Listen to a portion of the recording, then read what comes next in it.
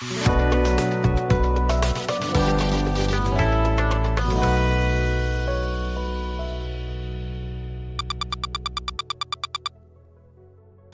I have come to share a very common knowledge with us.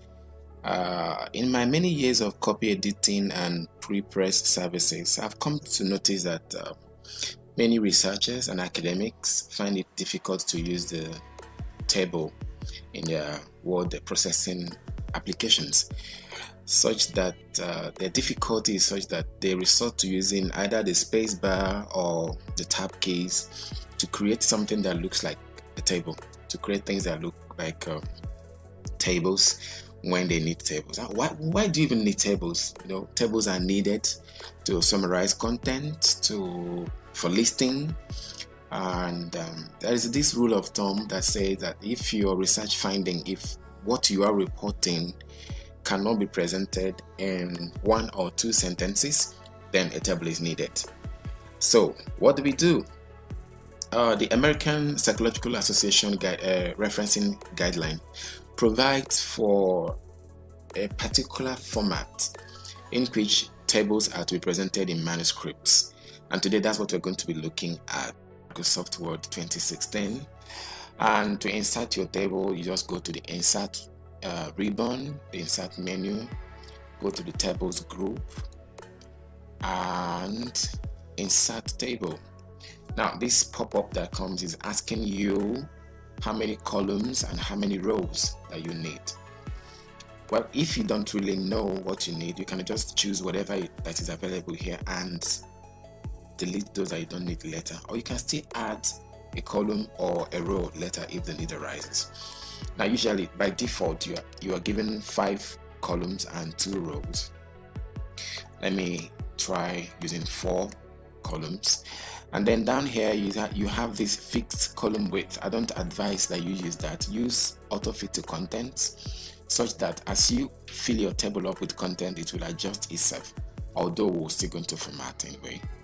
Alright, you now say okay, this is what your table at the point of insert looks like. It's blank, it has nothing in it. Your duty is to fill this up with what you want to present. Okay, now I'm going to give us a table that I have already inserted. Okay, so I'm going to remove this. What I showed you was just a process of getting to the point of inserting the table. Okay, so I have this table that I have inserted. When you insert your table and fill your content, this is what you're going to have. It typically looks like this by default. But we know that this is not what APA style is asking for. APA is asking us to remove every internal border. Right? We're going to remove all the internal borders of this table and fit it to window, and also underline the rows that need to be underlined. Okay, the first thing you do here is to select this table. See what I'm doing here? You get up here at the right upper left hand corner of the table. You see this thing that looks like a cross bar. Okay, click on it to select the entire table. Look up here under the home ribbon, the home menu, in the paragraph group. Here is your border. This is where you add borders or remove borders, right? So I'm going to click here and remove all the borders that are in this that this table came with. Okay, now I have a naked table. But then the APA style requires us to line up our header and the total. Okay, so look at what I'm doing. I bring my cursor to the side of this table until I get this bold arrow pointing rightwards upwards. Click to select that upper row. Go back here to your home ribbon, paragraph group.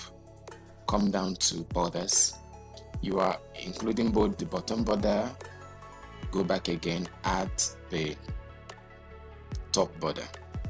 Alright, now you come back again, go to your total row and do the same thing you did above. Select it, go back up here in the paragraph group under the home ribbon includes the bottom row, bottom border, and the top border. Okay, we're getting closer. Now this table is getting closer to what APA is requesting us to do. Remember, your header group is to be in bold letters. Okay, the next thing we do now is to fit this table to the window. The reason for that is because the manuscript you're going to send out for publication is going to undergo some formatting to suit the journal's for template. You have to use this table and allow it to fit to any window, any paper size that they may choose, okay, in the future when they are formatting the work. Okay, so we choose this table, and right now we are going to the layout menu, the layout ribbon. Follow my cursor, the layout ribbon. Okay, and we click here. See the cell size group. This is cell size group here. The auto fit function. Drop down that and choose auto fit to window. You can see you have three options there. First option is auto fit to content, auto fit to window, and fixed column width. Remember, we didn't choose this fixed column width when we inserted the table. So right now we are going to choose auto fit to window, and the table is now spread from left margin to the right margin. Okay, something else seems to be missing. The title of this table, we don't know the title of the table. Okay, we want to insert table title, and we will insert the table title, and then the source of the table. Usually, if it is an experimented cross-sectional data, we'll say it is a field survey, and the year. All right. It can be anything. The scientists always know where they source their data from. This is asking you to provide the source of this data you provided in this table. Okay. All right. Now another thing I usually do. Remember, this font here is the Calibri. The Calibri is the default font for Microsoft Office. 2016, 2013, 2010, up to 27 or so, up to 207 or so. Okay, I'm not sure about 207, but it doesn't matter whatever font it is. You're going to use the font that is needed, that is provided for by the template of the journal you are submitting your manuscript to, or the receiving audience you're sending this work to. Okay, let's say we choose our traditional Times New Roman. All right. Now, notice that the lines between these tables are between the rows in the table are uniform, if I can say that. Okay, there we have it. We have our table ready to move, and this is all you need. Follow the steps, it's very easy, so that your tables will look professional. And when you move out your manuscript, you don't at the point that your manuscript is being processed for publication, it doesn't create unnecessary problems, because when you use tabs, the tab key or the space key to create something that looks like a table, you will create a problem that your work is going to scatter at the point of processing. Look at what they usually do. This is 20 to 40. They now use, the space bar. Get to frequency 28. Use the space bar again. Get to percentage 28. Enter. Repeat the same thing. 41 to 60. Continue the same thing. Right. You'll be creating a lot of problems.